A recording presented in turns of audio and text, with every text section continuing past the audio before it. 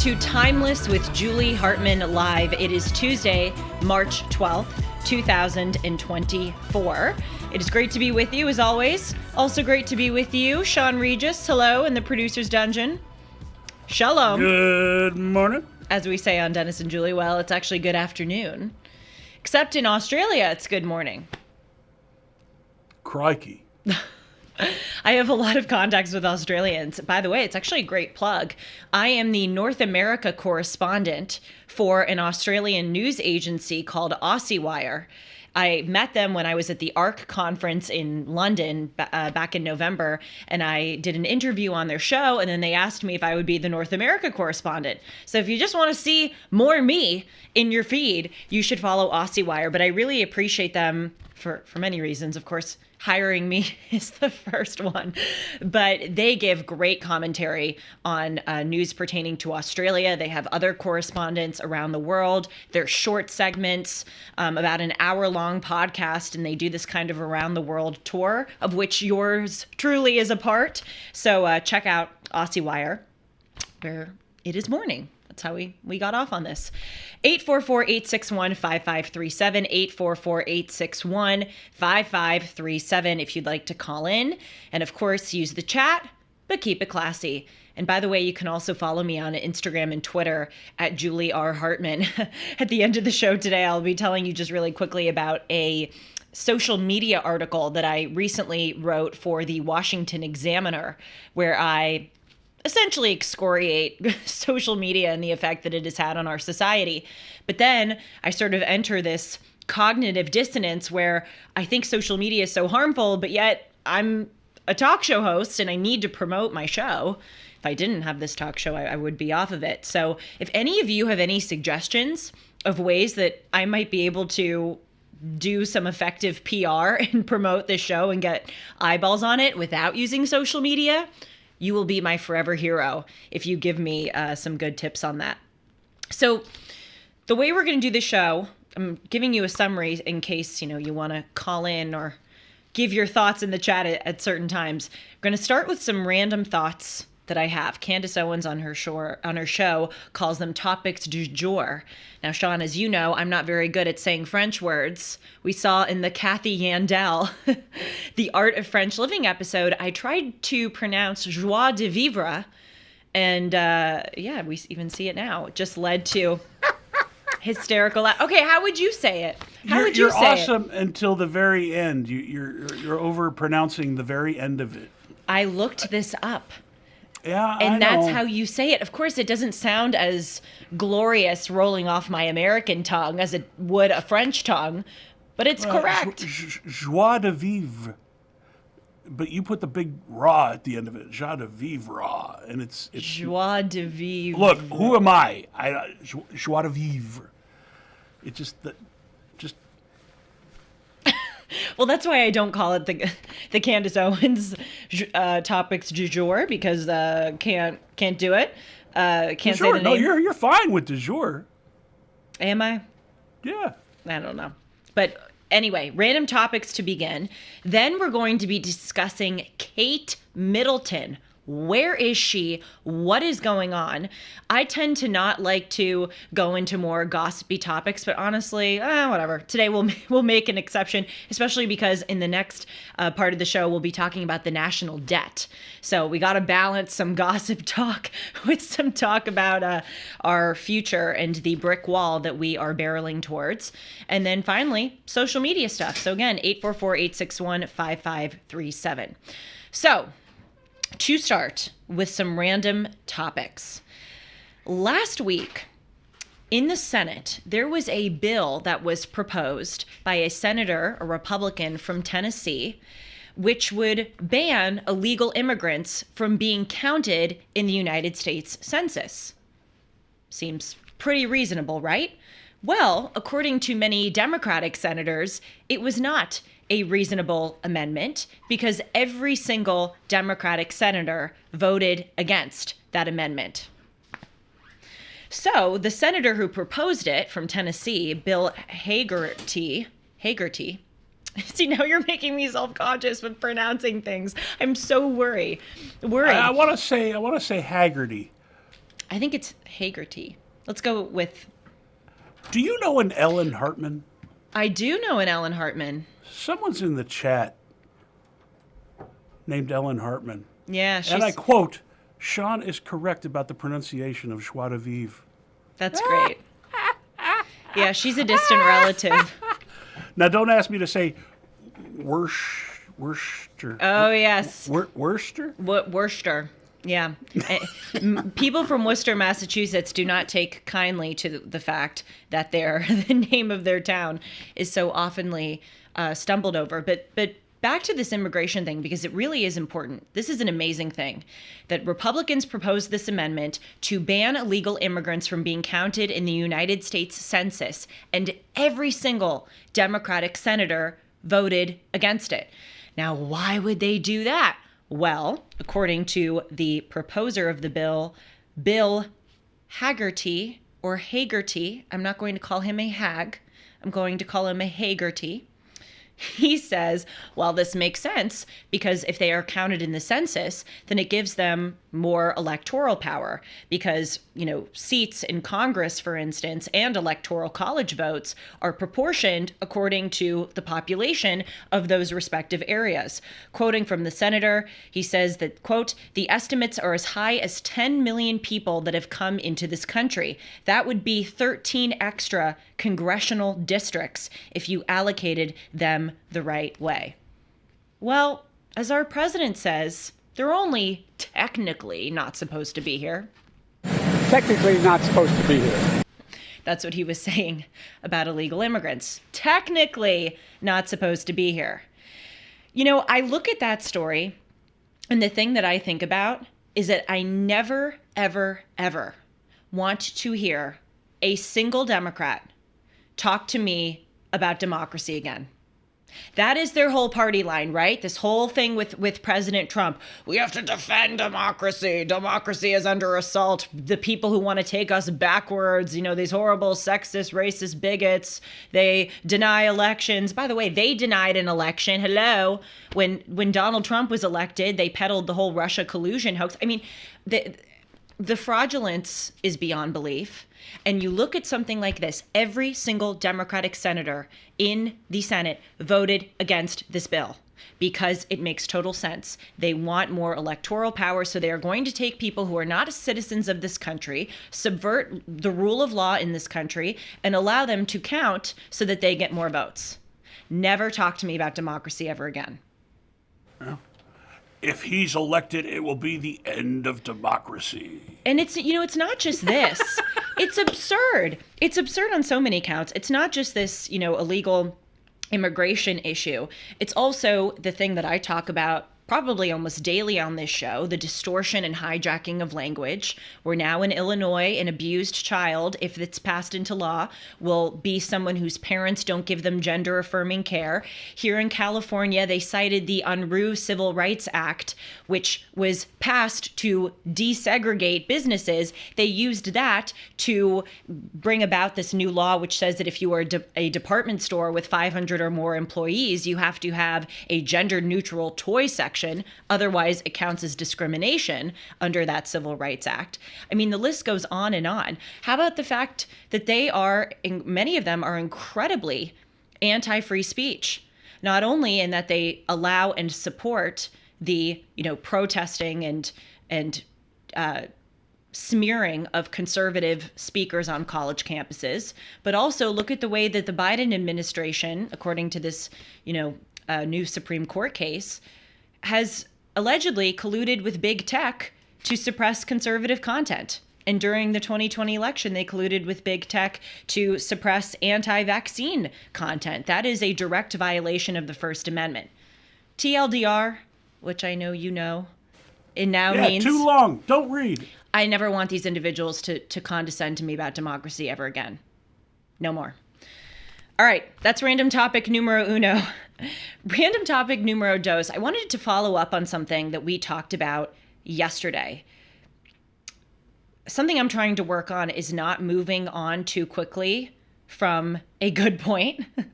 I so desperately don't want to waste your time as a viewer that sometimes I think I kind of roll through it. But there was something that we talked about, Sean, yesterday that I think is kind of the key to so much of what we are seeing. And I wanted to raise it for your consideration again. We were talking about these slew of stories that have occurred in the past 2 to 3 weeks with regard to crime out of control in this country. On Long Island, or as you say, Long Island? Is that right? Long Island. Long Island. Long Island. Long Island. Okay.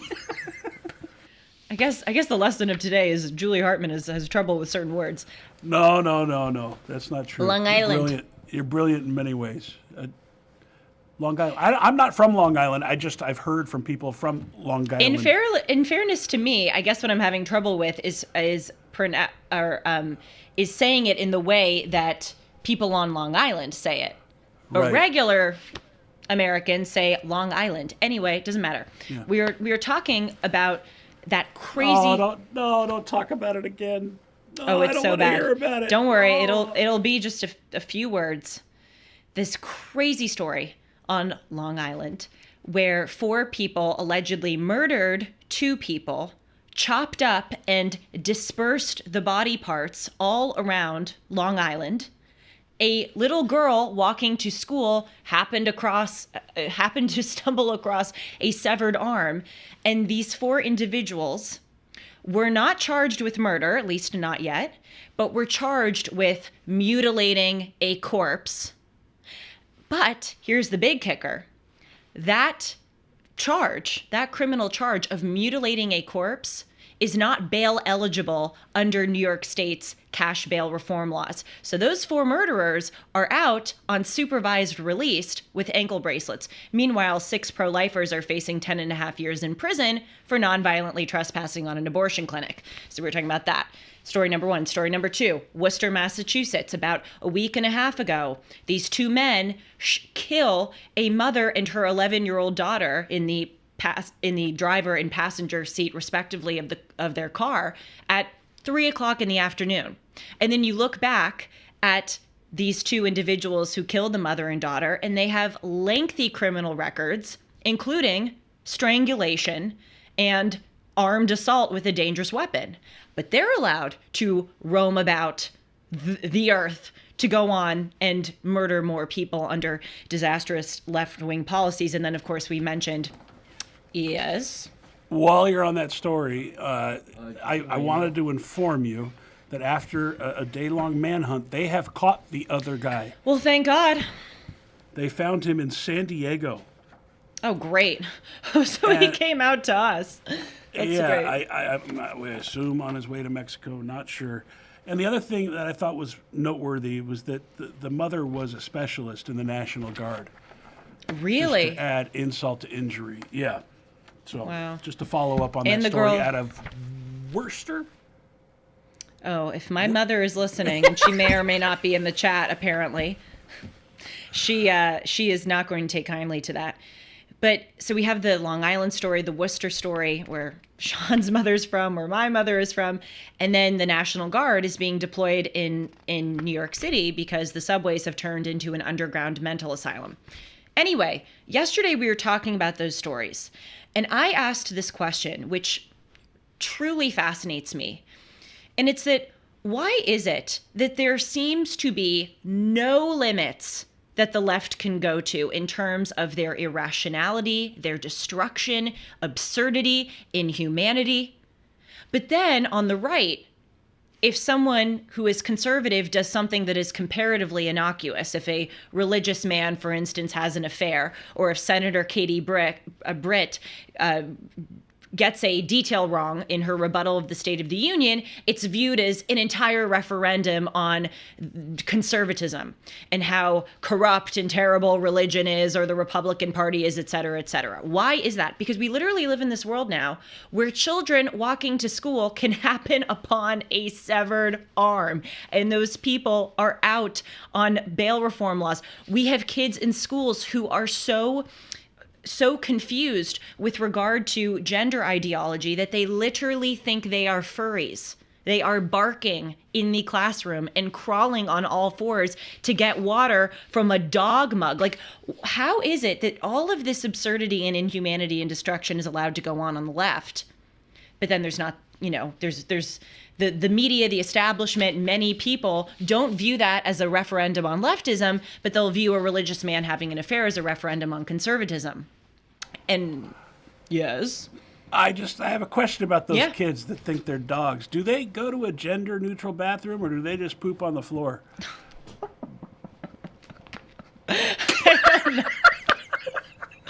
Hey, you know what?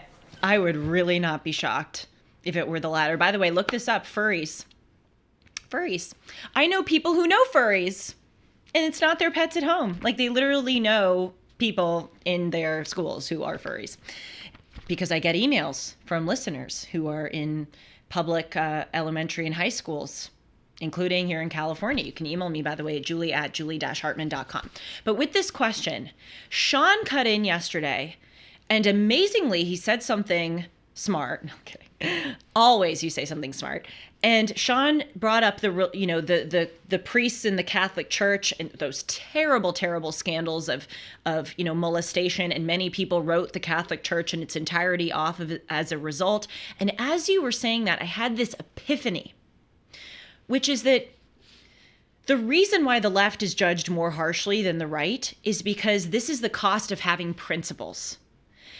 Many leftists, not liberals, but leftists, are not animated by principles. And by definition, they are not animated by principles. I mean, they literally admit it.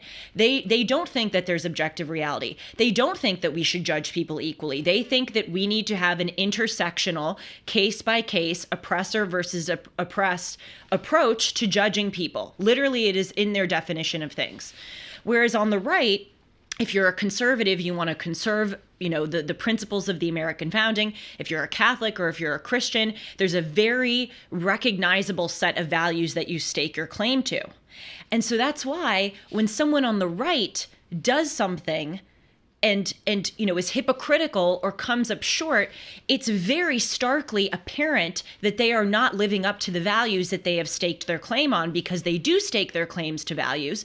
Whereas among leftists, not liberals, but leftists, because they live in this principleless world, when they're hypocritical, it is not judged in the same light because they haven't staked their claim to principles. They have staked their claim to subjectivity and change. So when they're hypocritical, they're just able to say, oh, well, I changed my mind, or I had a different approach. This is the cost of having principles. You're going to be judged more harshly when you do have principles.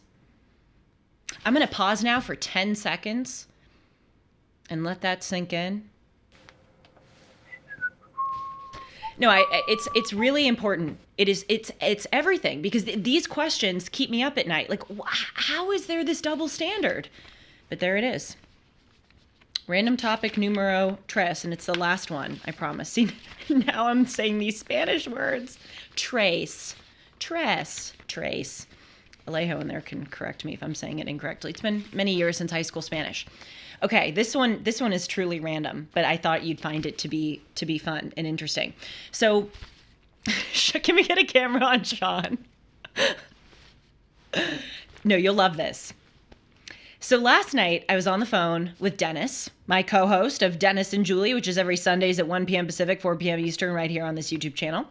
And we were just talking about, not to be morbid, but we were just saying, wow, there's going to be many decades of my life where I don't talk with Dennis because he's going to be dead, and I have this show with him. He's such a big part of my life now, but he probably won't know me when I'm in my 50s and 60s and 70s. And that's, gonna be a slap in the face. It's gonna be hard. And we were just chatting about that. And he said to me, gosh, it's so interesting because my mentor, my equivalent of me to you, was this man at the Brandeis Bardeen Institute in Simi Valley that made Dennis the head of the institute. But essentially, Dennis was saying, I had a mentor who was 50 years older. And Dennis said, I remember him so vividly, even though many decades of my life I've spent without him. And you probably, Julie, are going to remember me as vividly, even when you spend decades of your life without me. And I paused on that phone call and I said, wait a minute. If your mentor was 50 years older than you were born in 1948, Dennis. Does that mean that your mentor was born in 1898? And he said, yes. And that just was like one of those moments where I went, whoa, this guy who's my mentor, his mentor was born in the 1800s. And Dennis said, it shows you how far our collective memory goes back. Because here's another trippy thing. That mentor of Dennis's, his grandparents were born in the 1700s.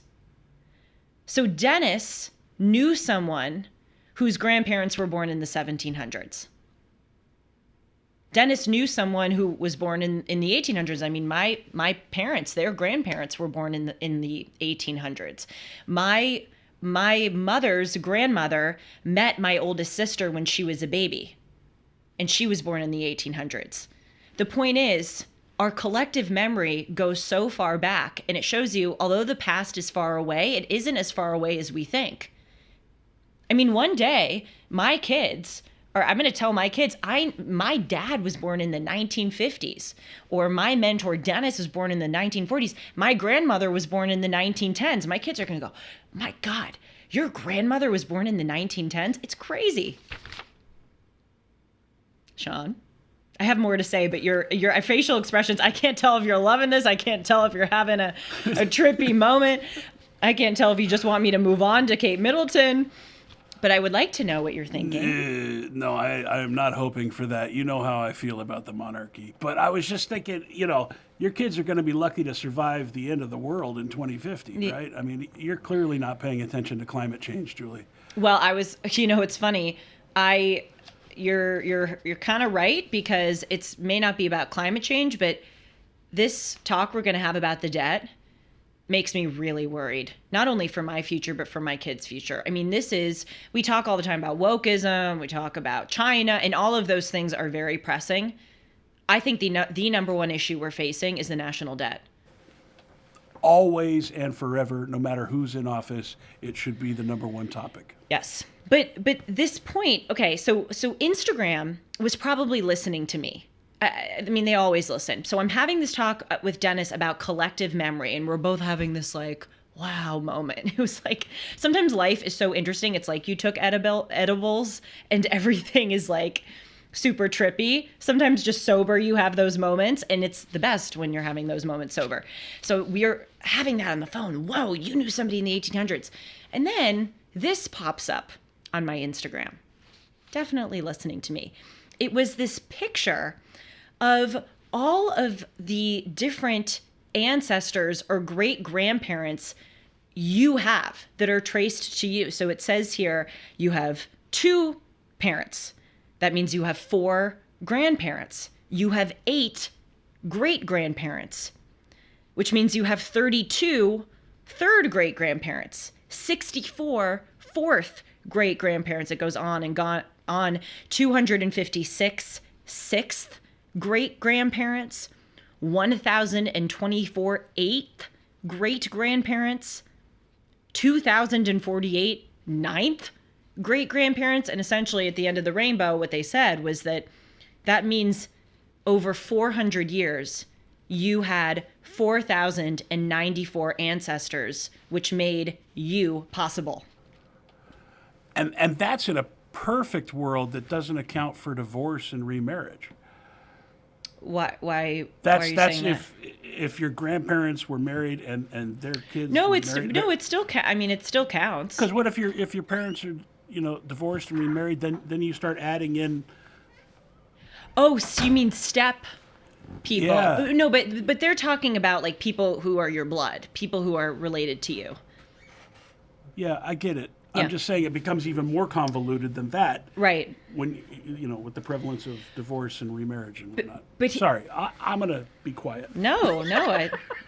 Clearly your input, sends off light bulbs in my head. But this is just so fascinating to me because it just shows how many. I kind of love the symbolism of it. Really, that all of these people are in charge of like creating you. And it really is symbolic in the sense that all of us are the beneficiaries of the work and the lives and the struggles and the challenges and the triumphs of thousands and thousands of people. But even if you just think about it genetically, our existence is a staggering thing. It is more, it is more spectacular and more probably, or in terms of probability, rare than winning the lottery. Because think about it. For your mother's egg and your father's sperm to match, like, there were so many different combinations of iterations of the way that could have happened. There are literally bajillions of sperm. I'm not sure how many eggs there are in comparison, but there are many hundreds, if not thousands of eggs. To have you match to create you is a statistically insane event. It really is amazing. And also, I mean, think about this. If a different sperm hit a different egg of your parents, you would not be you. It would be someone else who would have been born. And then think about it for all of those ancestors. Think about how many people could not have met. They could have had different partners, different sperms, different eggs could have met. It would have not created you down the line. It is an amazing thing that we are here. Like, I'm going to need some better edibles if you're going to keep talking about this, man. Don't worry, I'm done. You are blowing my mind. But, okay, but be serious. Am I really? Or no? I'm trying to figure out how many people actually think about this. Okay, the whole point No, is that I'm few with people you. do. I'm with you. Yes. And then you made me think even how small humanity is in the span of the universe. Right. And we think, too, because there are approaching 8 billion people on Earth, that it's just a common thing to be born. And because there are billions of people who came before us, it's common. If you judge that against all of the statistical combinations that could have happened so that you were not born, you realize what an utter miracle your life is. And it is the coolest thing. And the final thing I'll say on this before we move on to Kate Middleton is that I think if all of us just had a greater appreciation for this, we would just live happier, better lives. I mean, I know this sounds so corny and stupid, but ever since I had these realizations, sometimes I'll just wake up in the morning and I'll be like, wow, it's so cool that I'm here. You know, like it really does sound like we're on edibles. No, but seriously, it's so cool that we're here. There are so many different ways that you could have not been here. Yeah. Let's appreciate that. Especially for me, I was born of a surrogate. It's great for you to say, because we get bogged down by the daily, everything we have to do and all the worries and the stresses and the pressures of life. And you very rarely stop to appreciate that. So thank you. Okay, so I have a question for the chat. Is this resonating? Is this something that you also find to be cool? And tell me, honestly, tell me if not. Because I'm very curious if the things that I'm thinking about as I wake up in the morning, how cool it is for me to be here, if that's resonating with you, or if it just sounds like somebody took too many edibles and is having a weird, trippy life moment. Well, we'll check back in with the chat in a few moments, but let's talk about Kate Middleton. Dennis says that one of the many reasons that he loves the Torah is because it shows dysfunctional families. And all of us have dysfunctional families. By the way, that really is an amazing thing about the Torah. If you look, for instance, at the first family, if you will, Adam and Eve, or the first couple, they had, the fall, the fall from grace, original sin. They also displayed total couple dysfunction where, Adam blamed Eve and Eve blamed Adam. It's like total couple stuff on display. If you look at the second story or family, if you will, Cain and Abel, you have brotherly conflict and jealousy. If you look at Abraham and Sarah, Abraham, the patriarch, his wife, Sarah, had infertility, could not bear children, and he had to take a concubine, Hagar, et cetera, et cetera. The point is, it really is cool to see in different stories that the Torah does reflect family challenges, family dysfunction, et cetera. Well, the royal family sort of serves a similar function as the first 5 books of the Bible, in the sense that you look at them and you go, they may live in palaces, they may be rich and famous, but their family is just as effed up as mine. And that is what we're seeing here, and certainly what we saw with Harry and Meghan. So let's set the scene. If you don't know about this, my gosh, this is like the big story. Kate Middleton. So she has not been seen since December of 2023, with one exception of a paparazzi photo that was taken where she was in the passenger seat of a Range Rover that her mother was driving. But with that exception, she has not been publicly seen since December of last year. Now, in January, the palace announced that she was getting abdominal surgery, which is a bit, clandestinely, phrased, if you will. It's a little secretive. Well, what kind of abdominal surgery? What is, I'm obviously not a doctor, but you don't just hear frequently about people having abdominal surgery. And so speculation has been swirling. Where is she? Crazy conspiracy theories. Some people think she's been knocked off. And then the palace released a photo on Britain's Mother's Day, which was a few days ago, of Kate surrounded by her children. Let's put up that photo. But we see that in that photo, there were all of these inconsistencies, in the sweater, in the pattern on Charlotte's skirt. Also, Kate's hand, her right hand was blurry. There was just things that didn't make any sense and seemed like they were heavily edited. So what happened was these news agencies, Getty Images, the Associated Press, among others, asked their clients to stop using this photo because they feared that someone had edited it. Well, it turns out, according to the palace, that Kate Middleton herself edited the photo. They say that the photo was taken by Prince William.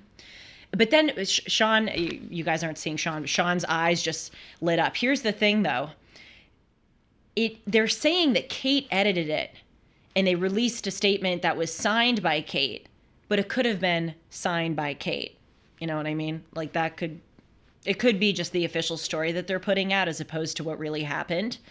But the official story is that Prince William took the photo, and then Kate edited the photo, and she apologized for confusion. She said, apparently, according to the statement, quote, "Like many amateur photographers, I experimented with editing." So there are few, things worth talking about here. We could have a little discussion about editing and social media culture and all of that. I mean, look, she's allowed to edit her photos. I personally find it to be a little strange. Like, why would you want to edit a photo of you with your kids?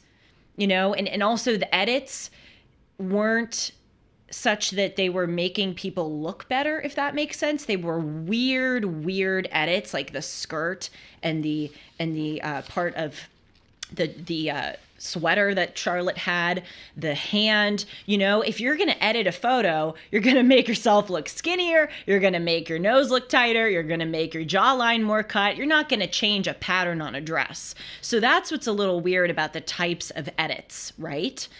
So people are thinking that this was a doctored photo that the palace put together. They're thinking that they wanted to mitigate any speculation about what's going on with Kate, post a happy-go-lucky family photo, and just the placement of these kids and of her, they just got wrong. Also, some people are speculating that Kate's face was taken from a Vogue cover. Trust me, there's plenty of stuff on the internet if you want to go down that rabbit hole. But there's just something a little off. And there's also something a little off about Kate Middleton not being publicly seen for 3 months. Now, you may or may not know this about me, Sean Regis, but I am an Anglophile, and I'm a royal family watcher. I got that from my mother, who is many multiples more of an Anglophile royal family watcher than I am. When Kate and Will got married on April 29th, 2011, we woke up at 1 a.m. to watch the whole thing, the whole wedding. And my mother had a royal wedding party with her friends where people wore these fascinators, which are the big hats, and watched the wedding and had tea. We had a huge cardboard cutout of Kate Middleton and Prince William. I know you're looking at me like such a chick thing. No, I'm thinking this is like the most un-American part of you. Really? Yeah, Perhaps. man, we left for a reason. I know. I You shouldn't pay understand attention to this them. infatuation with the monarchy. I don't get it, but I see you're excited, and I don't want to rain on your parade. Well, here's the thing. I used to not have a problem with the monarchy, but I used to not really understand its purpose in the modern day. That's back when I was a liberal. I always loved following all of this. I always admired many of them very much. I mean, I hugely admire and respect Kate Middleton. She is a class act. And as we're about to see, I mean, there were so many things, especially over the past few years, where she could have made a statement. She could have made a fuss about things, but she is always calm, cool, collected, out there serving the public, so gracious to the people she meets. She always looks spectacular. You know, she's just a really good example of someone who does their duties without complaining and with diligence and grace. So I that's really kind of the origin of my fascination with her. But also, you know, with the monarchy, as I said to you, I used to not really get it, but now I really believe in it. And I think that it has a presence and a utility of tradition that we in America discount. We're so anti-tradition. We're so kind of anti-past. And in the United Kingdom, the royal family, at least before the whole Harry and Meghan exit, was really kind of a unifying thing for people. It was a shared conversation topic. It was, you know, people who they looked up to and admired. It was sort of like we were talking about the space race in the 1960s. It was something for us as Americans to all kind of get behind with a shared common fascination and a shared purpose. That's the monarchy, sort of the counterpart for Britain, and I think that's very important for a country. Anyway, that's just to say, what the heck is going on with Kate Middleton? We don't know, and we hope that she's okay. But I hear you. It does blow my mind they don't have a royal photo editor. But see, here's the thing, like, they definitely do. But why were those the edits? You know, Kate saying, or at least the statement is that Kate was editing, but why would you want to change or blur the pattern on your daughter's skirt? That editing doesn't make sense. She was experimenting, right? She said she was. I just don't know why you post that. It's okay to experiment. Well, with no, she was I guess, but. Well, she posted it for Mother's Day. Oh, Apparently. that was the other thing. Their Mother's Day is different than our Mother's Day. Yeah, where have you it's been? It's not like a. I don't. I may not pronounce joie de vivre correctly, but at least I know when British Mother's Day is. I just thought Mother's Day is Mother's Day across the world. I didn't know there were different Mother's Days. If you had listened to Dennis and Julie, our episode on Sunday, one of the things we talked about is that we always think that our lives are the norm. So you fell into that bias. Dennis told the best story about that, by the way. He said when he was in Britain, or no, it wasn't Britain. He was in some foreign country, and the guy was speaking to the dog in the foreign language, and Dennis thought, the dog doesn't understand French. Speak to the dog in English, and that's when Dennis realized. Was it Hungary? Yeah, I don't know. It was one of those. Yeah, but okay. So just quickly too, I want to show you because I'm always fascinated by reporting and how much it has gone downhill. Look at how the Washington Post reported this story. Talk about narrative journalism. This is the first sentence. Paul Clark, a veteran photographer, was out rowing on the River Thames in the rain Sunday when his phone started lighting up. And then they go through this whole thing with like, the royal family had just released a photo of Catherine. There were these inconsistencies. Paul is a photo editor. So he was, it's like, get to the damn point. Like, where's Kate? What were the edits? What's going on? But we now live in this, I said this about the New York Times. It's like, you know, Jose Lopez woke up at 4 a.m. and went outside to pick up his newspaper, but it wasn't there. This is a problem that Americans are facing with newspaper delay. It's like, just get to the point. You know, they try to create this story. It's just funny to me. We don't care that Paul Clark is a photographer. We don't care that he was rowing on the Thames, and we don't care that his phone started lighting up. Get to the point. So I just want to go through with you right now what I call the Julie Hartman timeline of the royal family and certain events over the past 2 years, because I'm hesitant to get into the realm of speculation, but look, Kate Middleton deserves a break. If she's having mental or physical problems, she deserves, I think, to address those in private. You know, the whole world doesn't need to know or deserve to know about her private struggles. But the point is, she has been under a lot of stress over the past 2 years. And we just kind of discount this because it's fodder for us, it's gossip for us. But really, the royal family has been through some shakeups. So let's go back to February of 2020. This is my timeline. When Buckingham Palace announced that Harry and Meghan would step down as working members of the royal family. They say that the couple would not continue, quote, with responsibilities and duties that come with a life of public service. That was a big shakeup. What?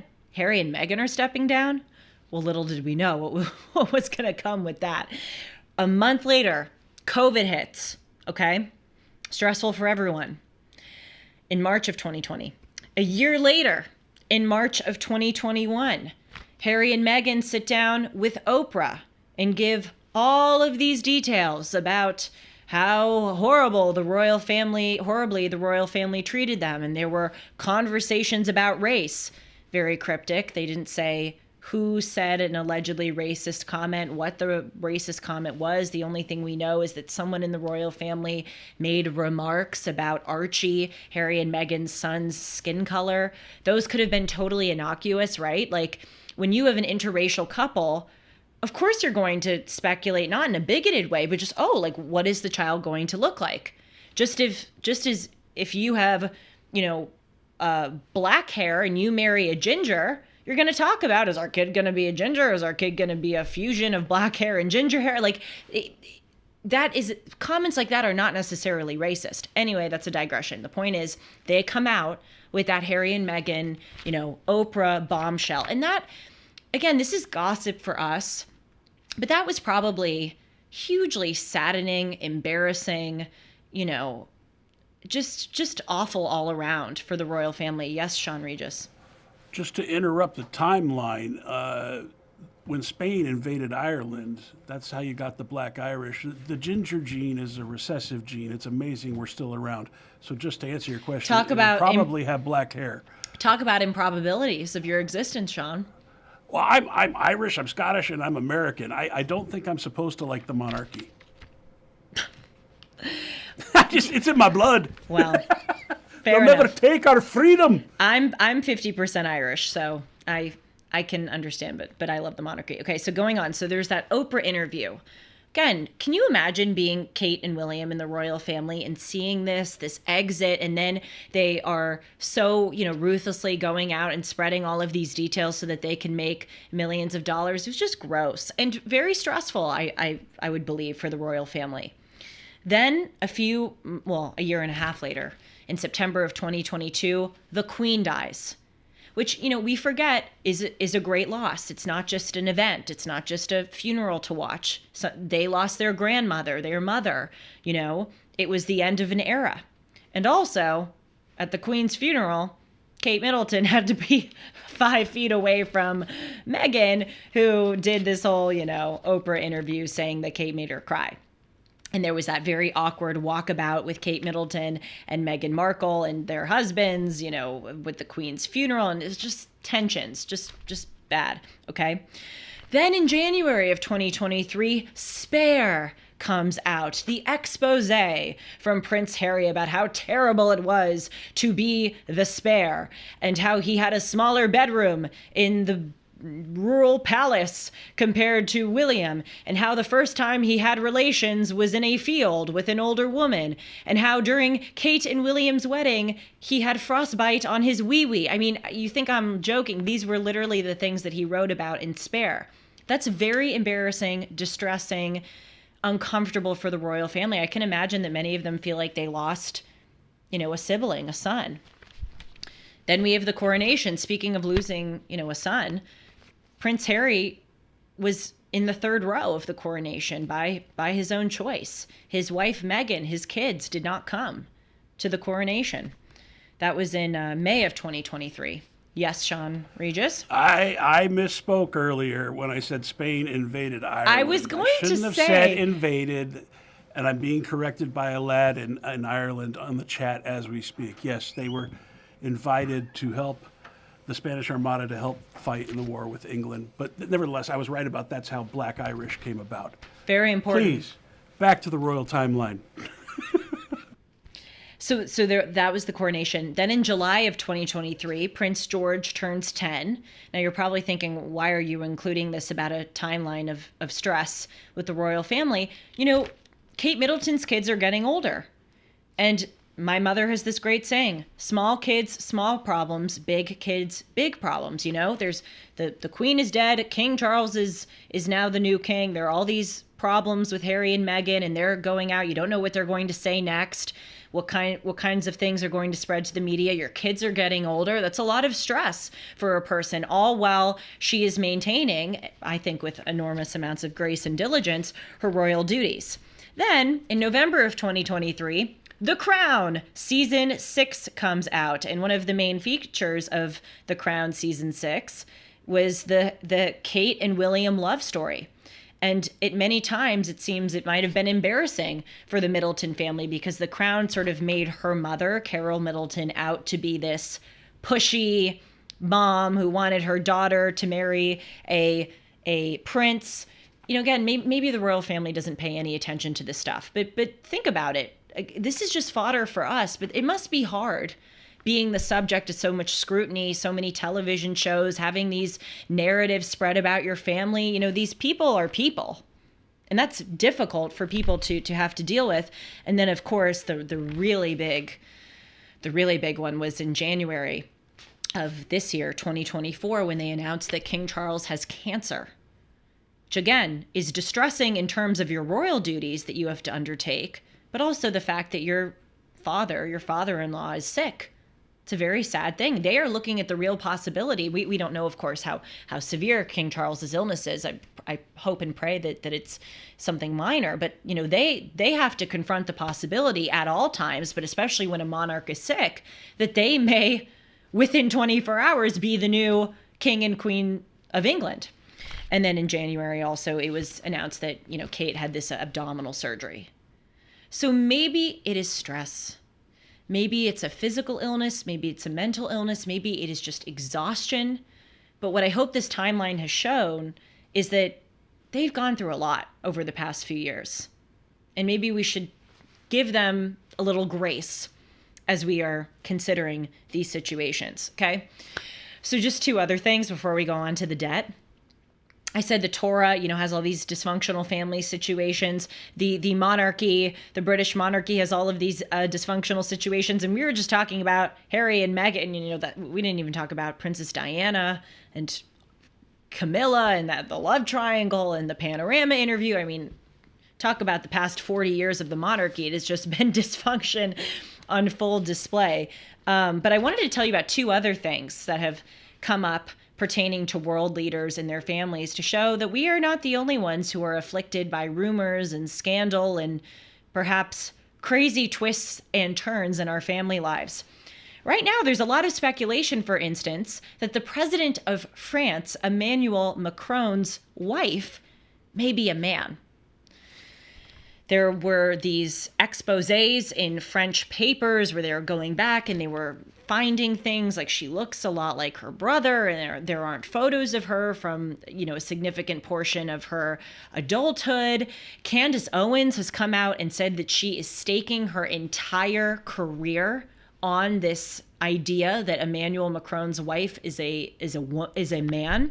As background, the couple met when his wife Brigitte was 40 years old and teaching his high school class. They have a significant age difference, but in the opposite way than what it usually is. She is much older than he is.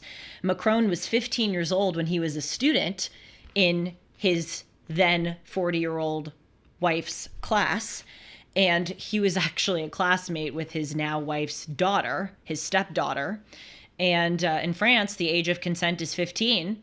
And so they stayed in touch, got married later, et cetera, et cetera. Even that alone, like sometimes you look at couples in your family and you go, oh, like just maybe a weird detail or a weird event. World leaders are no different, but there is a lot of speculation that his wife may be a man. I'm not saying anything about this. And I'm not even trying to be diplomatic. Like I don't have an opinion on this. But still, just you should know that there's a lot of speculation. Listen to Candace. She is very strong-willed in her speculation. She may be right. I don't know. There's only one thing to say. Sacre bleu. What does that mean? It's French. Okay. Sacre bleu. Well, you can look it up later. I will look it up later. I'm sure people in the chat will alert me to it. And then another instance of family or alleged family discussion is what we have seen. It's terrible what's going on in Haiti right now, but with the wife of the former president of Haiti being charged with being an accomplice or being complicit in her husband's assassination, which occurred in the summer of 2021. She was at home when the attack occurred. She was allegedly injured during the attack, but she is being accused of, quote, complicity in criminal association. Again, I am not stating my opinion on this because I truly do not have one. There seems to be some inconsistencies with regard to this wife and the story that she recounts of the assassination. But also we know that many of these governments and courts, especially in Haiti, charge people on trumped up charges. I don't know. But the point is, we're not the only ones with crazy families. It happens all around the world, including in the highest positions. Before we talk about the debt, you may want to hug a pillow as we are talking about this debt and cry into a pillow. Well, you can do that with a MyPillow by using the promo code Hartman and calling 1-800-566-6745. I sleep on my pillows. I use the Giza Dream bed sheets. I wear my slippers. I use my towels. I would not advertise these products if I didn't use them and like them. And you can get all of them at a discount, especially the Giza Dream bed sheets at a huge discount, the lowest prices in their history. You can get a queen size for $59.98 and a king size for $69.98. Just go to mypillow.com or call 1-800-566-6745 and use the promo code Hartman. You'll get the famous Giza Dream bed sheets, queen size for $59.98, king size for $69.98, and you'll get 60% off of the My Slippers. I love these slippers. I wear them everywhere. So comfortable, very durable. Call 1-800-566-6745 or go to mypillow.com and use the promo code Hartman. I'd like to see the chat for a minute. Perhaps it is classy or not. Oh yes, I see the correction about Ireland and Spain. Yeah. Oh, I better brush up on my French. From Beauty and the Beast. Oh, I like that. Wow. Okay, love horses. It's a nice little YouTube name. You see so many that are so weird. We got to reward love horses when we see one. Are you ready to cry? Are you ready to hug a pillow? Because we're talking about the national debt, which is so out of control. So out of control, in fact, that it is now approaching $35 trillion. So we have a major problem with this debt. In 1980, our national debt was under $1 billion. In 2009, just 15 years ago, it was $12 trillion, which is an exorbitant amount, but compared to now, it seems like just a tiny number. In 2014, it was $17 trillion, and now our national debt is approaching $35 trillion. That means it has doubled over the past 10 years, and it has tripled over the past 15 years. 7 trillion, just to give you some line items, roughly 7 trillion of that, now approaching $35 trillion, was spent on 21st century wars, as I call them, misadventures in Iraq and Afghanistan, both of which did not need to happen, but nevertheless, we spent $7 trillion. According to a website called COVID Money Tracker, we spent upwards of $4 trillion on COVID response, assistance alone. And so we are really in a bad situation. And as I said earlier in the show, we talk a lot on this program and just in our national discourse about the threat of wokeism, of anti-Americanism, of our decrepit schools, of dwindling test scores. I certainly talk a great deal about the threat posed by China, their staggering ascension and their campaign to infiltrate and subvert the United States. And as pressing as all of those issues are, I think actually perhaps the biggest issue that we are facing is this debt crisis. By the way, as I was doing research on this, I happened upon an article by CBS News. Look at who they blame the national debt on. Can you guess? Orange man bad. Is it orange and yes. loud? Yeah. Shocking, right? Let's pull that up one more time. I want people to see it. Ready? Quote, "The nation's ballooning debt stems chiefly from tax cuts enacted by former President Donald Trump in 2017. Oh, right. Our $35 trillion debt is, according to CBS, stemmed chiefly from tax cuts by Trump. It's absurd to say that the debt stems chiefly from almost anything, because there are, so many different ways our debt has increased. But so to blame it on one person is absurd, but also tax cuts, as we're about to talk about, tax cuts stimulate the economy generally. Of course, in some cases it doesn't, but generally tax cuts give people more capital to go out and spend in the economy, whereas tax increases, you think that you're basically collecting free revenue for the government, but it makes people less likely to go out and spend as much as they would in the economy. And also when you tax people heavily, it trickles down to the people who they employ, because they have to cut those people's salaries, they have to cut benefits, etc. So the whole sentence is just absurd. But are we shocked, right, with CBS News? But here are the important things to know about the debt, in addition to the fact that it is an insanely large number, 35 trillion with a T dollars. Here are two other important things. As a line item, interest on our debt this year, fiscal year 2024, will exceed defense spending. That is the first time that this has ever happened in our nation's history. Defense spending, I believe, is the number one, if not in the top three line items that we spend our money on. And this year, interest on the debt, so what we are paying for having massive debt, what we are paying to borrow to continue to spend, that is going to exceed $890 billion. And the Congressional Budget Office estimates that it will go as high as $1.5 trillion in the next 10 years. That's interest on our debt alone. So we are in big trouble. We see this in life where if you don't deal with a problem, it begets more problems, which beget more problems. Just again, like think about, people who overeat, right? It's a problem of your health. And if you don't fix that, then it becomes a problem of, your personal life. It becomes a problem of the way that you view yourself. It becomes a problem with your medical expense. Like things compound. So does interest. So does, borrowing insanely. It's not just all of this crazy spending, but it's that we have to pay for spending that much money.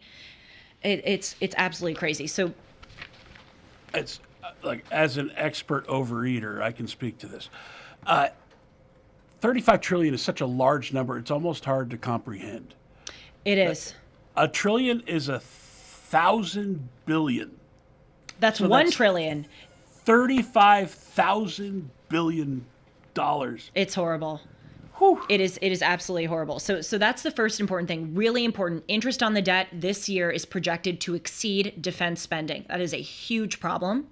And then the second thing with regard to interest is that half of our debt, half of that $35 trillion is financed short term, which means that it is sensitive to what the current interest rates are. So if we borrow money and, we have a long-term agreement, then we just pay the interest rate that we agreed on, 20 years ago, whenever we took that out. But now, especially as interest rates are increasing to combat inflation, we have to pay the new interest rates with half of our debt, which is financed short-term. So that is just making the interest go up, up, up, up, up. So it's a massive, massive problem. So in order to combat this massive problem, we had the President of the United States unravel just a spectacular plan, spectacular in its incompetence and irresponsibleness. Yesterday, President Biden proposed a budget for the fiscal year 2025. He is proposing to have spending at $7.3 trillion in the fiscal year 2025, when we're already $35 trillion in debt. That is a $1.1 trillion increase over 2 years ago. So look, the president is proposing this, then people fight about it. It has to pass in Congress. So the good news is that this is probably not going to actually happen. But the bad news is this is what our president is prioritizing, and many members of his political party are supporting. And even if a watered down version of this is going to be passed, it's still going to be many trillions of dollars that we just cannot afford, especially with interest on top of that. But not to worry, because President Biden says although he is proposing $7.3 trillion in spending in the fiscal year 2025, this will decrease the deficit by $3.3 trillion over 10 years, he said. So by spending $7 trillion, we're going to cut back on $3 trillion. By the way, of course, sometimes that happens. Sometimes you have to spend and stimulate the economy in order to lessen, if you will, the federal deficit. But here's the thing. If you look at where he thinks that money is going to come from, it's tax increases. So President Biden is proposing nearly $5 trillion, just under $5 trillion, $4.9 trillion in tax increases for those who have an income level over $400,000. Now you listen to that and you think, well, great, right? People over $400,000, they make a lot of money, they should be heavily taxed.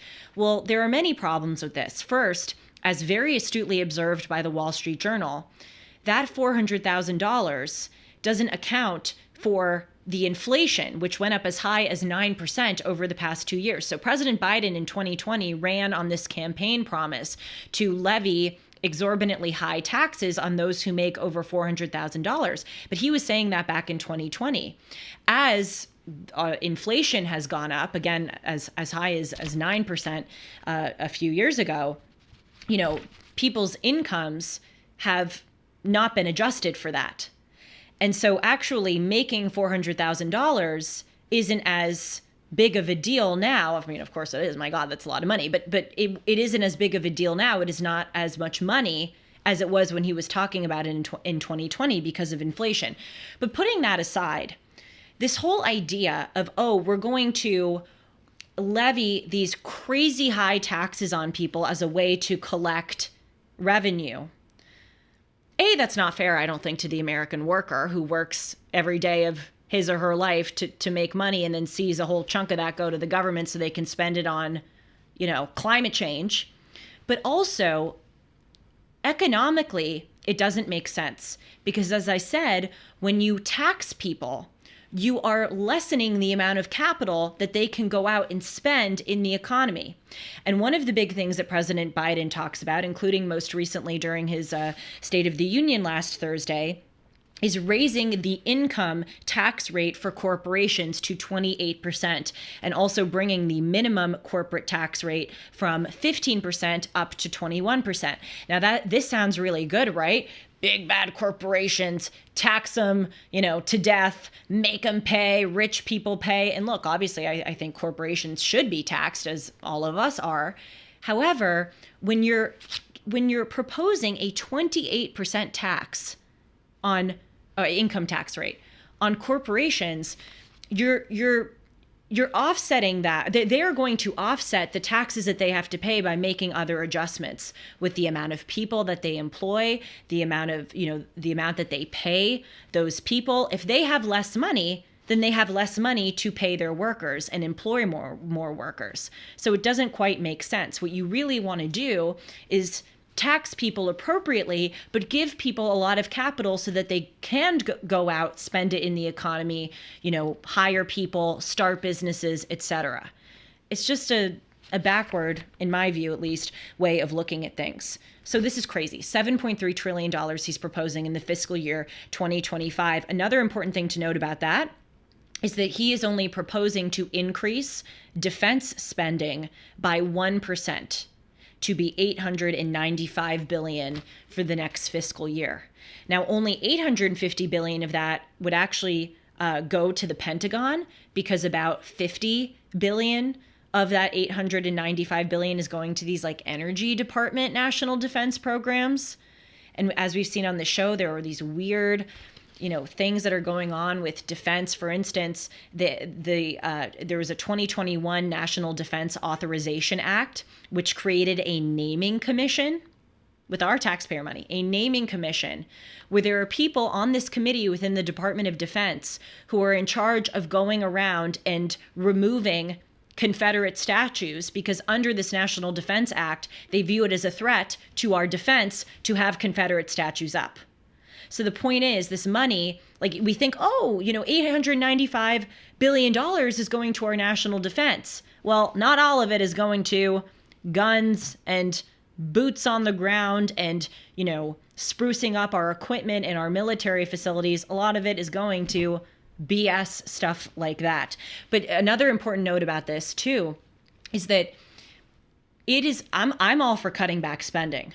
And we have to, if we are going to avoid this catastrophe, we have to majorly cut back spending. But but defense spending should not be the thing that we are cutting back on, especially now when we are living in a world that many say appropriately is as unsafe and unstable as the 1930s were, predating World War II. We have the biggest massacre in Israel's history, this war between Israel and Gaza, perhaps which will enter into a war with Iran, a newly emboldened and cash-flushed Iran, thanks to Joe Biden's terrible policies. We also had that disastrous Afghanistan withdrawal where $85 billion, which also is a part of our debt, of equipment went to the Taliban. We have China on the march. We had China says that it wants to invade Taiwan. We had Putin invade Ukraine. We have North Korea rewriting its constitution to say that they want to reclaim, reoccupy, and resubjugate South Korea. We're in a very dangerous world right now. We've got to increase our defense spending far more than this and cut back on these other crazy programs.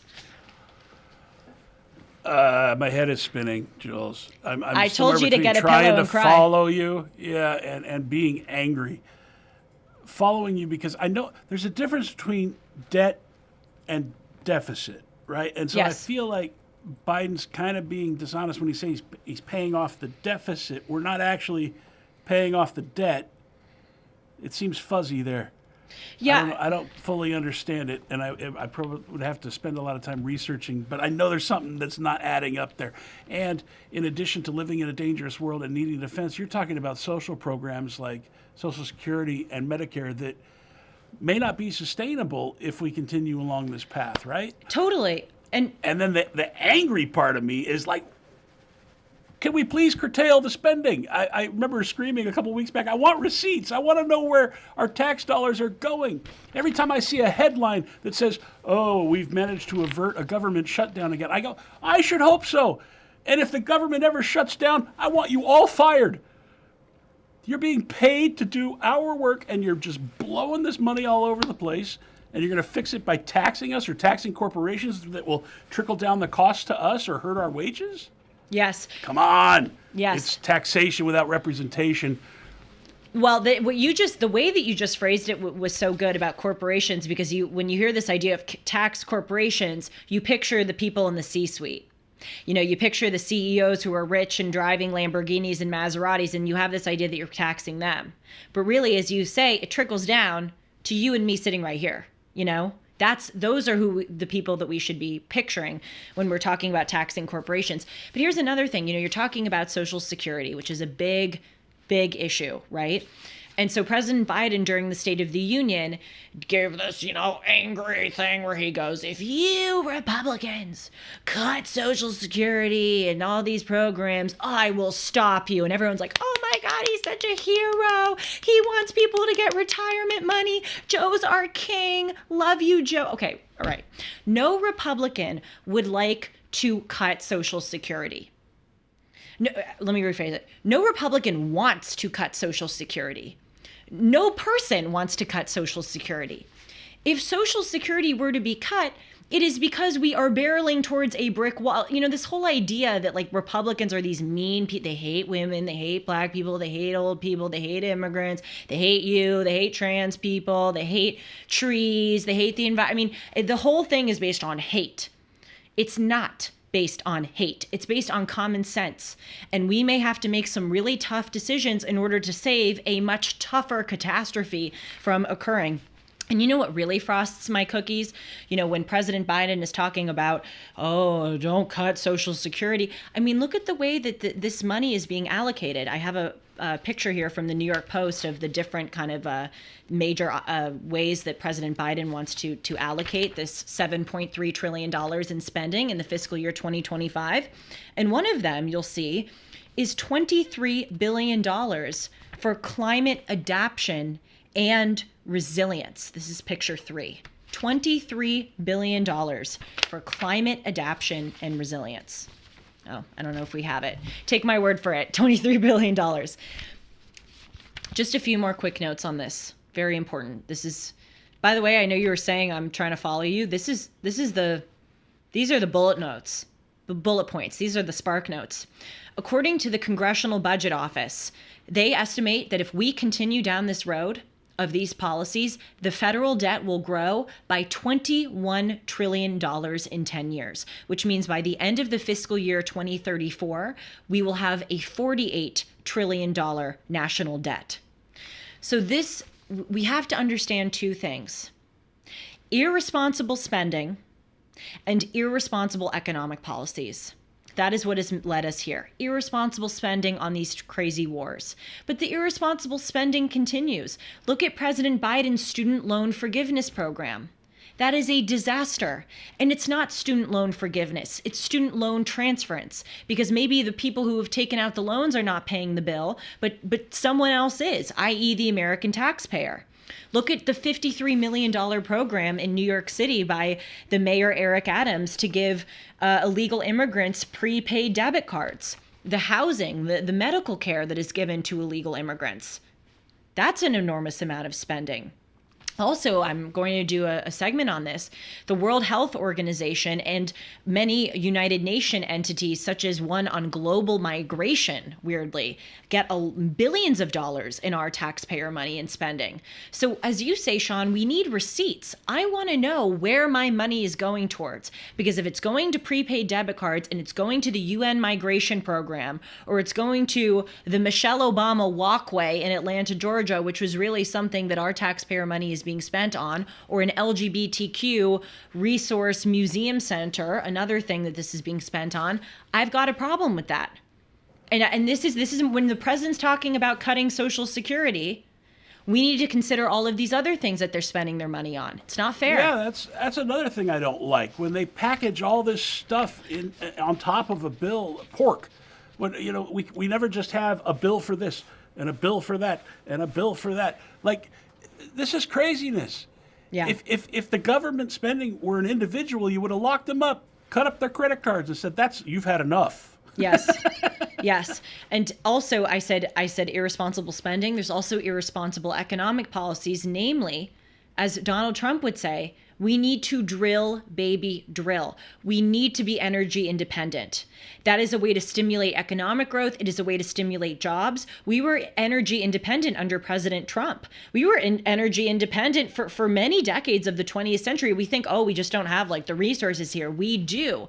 But one of President Biden's, I think actually his first executive order when he came into office, was to cut the Keystone XL pipeline, which is obscene. He recently said that the liquefied natural gas exports, he cut that off. I mean, this is crazy on so many levels. That's not fair. And it's not just oil. Oil is almost the past now. We are in the lithium age, and China has been eating our lunch when it comes to lithium, and we are behind on that. They praise Joe for being a a future thinker for all these chip manufacturing things that he's set up that have yet to start. But lithium is where it's at. We need to cut the red tape, and we should be mining for lithium immediately. That's why I keep you around. Excellent point. 2 other points. 401ks. This is a sign that things are not going well. Vanguard, which obviously is one of the main fund managers here in the United States, recently released a report which said that they had a record number of account holders dip into their 401k accounts to take early withdrawals in order to combat a financial catastrophe. You're seeing a chart here. 3.6% of its plan participants did so last year. That is up from 2.8% in 2022 and up from a pre-COVID-19 pandemic average of about 2%. That's according to the Wall Street Journal. The Wall Street Journal said, people are treating their 401ks like cash machines, and you can't blame them. This is not, done out of something that is irresponsible. People need money, and so they are dipping into their retirement. Take all the politics out of it. All I know is my 401k went up under Trump and went down under Biden. Boom. And finally, this is another big thing, which I will do a whole other segment on, but I want to introduce it now. One of the reasons why we have such a high, at least historically, have had such a great quality of life here in the United States, and the reason why we've been able to spend so recklessly is because the dollar is the global reserve currency. People want dollars. If Venezuela and Bangladesh want to trade, they've got to trade using the dollar. And many countries have caught on to this, and they are very open, they don't hide this, about wanting to topple the dollar as the global reserve currency. One such entity is BRICS. I've talked about BRICS on the show before. It is an acronym for Brazil, Russia, India, China, and South Africa. They are an economic entity which literally positions itself as combating Western economic hegemony. And they recently inducted all these new members: Iran, recently getting a lot of cash flushes, Iran, Saudi Arabia, the UAE, Egypt, Ethiopia, and Argentina, okay? These 11 BRICS nations account for 46% of the world's population, 37% of global GDP. 6 of them are in the top 10 of the world's largest oil producers. 5 of those are in the top 10 of the world's largest oil consumers. They have, collectively, they contain 72% of rare earth minerals, as you just said, Sean, are hugely important for basically everything we use, and 50% of graphite. Okay, and they are coming together and they're talking about how they want to start trading with each other using a different reserve currency than the dollar to try to subvert Western economic hegemony. For instance, President Lula of Brazil met with Xi Jinping of China about a year ago, and he said publicly, quote, "Every night I ask myself why every country needs to trade in the dollar." President Putin of Russia talked with Xi Jinping, literally to the press. We want to move away from the dollar as the global reserve currency. Putin said that he and Xi Jinping are bringing about, quote, changes that have not occurred in 100 years. This is a problem. And this, we got to keep an eye right on that too. In addition to our crazy spending, we've got to keep an eye on how the dollar is going to be way less valuable. And that's going to be even more of an economic problem for us. Have a great day. Nice to see you. Yeah, no, you really got me fired up. First with the monarchy and then with the debt. And look, can I just throw a shout out to a childhood hero of mine real quick before we bounce out of here? No. I grew up. Bye. No, I'm kidding. I was thinking, what would it be like if I said no? Of course, go ahead. It was before your time, but there was a baseball player named Darryl Strawberry, and he was larger than life for the Yankees and first the Mets. That's where prolific baseball player and notorious womanizer and alcoholic and drug addict. And he, in the last decade or so of his life, he found God. And I've been lucky enough to meet him a couple times. He's a great guy. Can we play a short clip of his testimony? If you have it, go ahead. A picture of it? Okay, go ahead, Leo. To be able to understand that staying in your lane with God is the most important thing. so you can know who you are and you can know God's will for yourself. If we don't stay in our lane, we can never come to the place of being all that God wants us to be. See, I wasn't always like this. Oh, y'all missed that. I wasn't always like this. See, I was a heathen. I was a liar. I was a cheater. I was a womanizer. I was an alcoholic. I was a drug addict. Wow. I was rich. I was famous. I was a sinner saved by grace. And when we understand that God's grace is sufficient for all of us, you that have walked in here today or entered in here today could be changed by the same Jesus that changed me. All you got to do is make a commitment. Too many of us don't want to make commitments. We're so consumed with earthly things and so consumed with success, and we think that's what it's all about. Yeah, I had it all, but I had nothing until I met Jesus. Yeah, see, I was a baseball player, and I was hitting home runs and winning championships and made millions of dollars and lived behind the community gates and had everything, but I had nothing till I met Jesus. All that made me was a baseball player, and all that made me was famous and rich. But see, when I met Jesus, that made me a man. I love that. I want to watch the full thing. There's nothing more powerful than a sinner that has turned their life around for God, at least in my opinion. And I brought it up because Mr. Strawberry had a heart attack yesterday. Is he okay? And he's recovering in the hospital, and I just wanted to send my thoughts and prayers out to Daryl Strawberry today. Sean, what was it like to meet him? And where and how did you meet him? I met him through Kingdom Men's Gathering. I've seen him speak a couple times. He's also been into the station, and he's such a funny story. I was busy working on either the Prager Show or Elder or something like that, and he was in the hallway, and he knew that I was a fan, and he stuck his head in the door, and I said, "It's such a pleasure to meet you. Thank you, for all the great memories of my childhood." And he left, and then he came back again and stuck his head in. He's like, "Do you want an autograph?" And I was like, "No, I'm busy. I'm sorry. I'm too busy." And he came back. He's just a great guy, and I hope for a speedy recovery and that everything's going well for Mr. Strawberry. Yes, prayers for him. He sounds like a class act. Thank you all so much for being with me. I'm so eager to hear your thoughts, comments, criticisms, anything. Please email me at julie@julie-hartman.com, and stay tuned for more that I'm doing on this federal debt. It's so important that we understand this and get a grasp on what an important issue it is. And I'll see you tomorrow right here on the Julie Hartman YouTube channel for live number 3 this week, Wednesday at 1 p.m. Pacific, 4 p.m. Eastern. Take care. Shalom.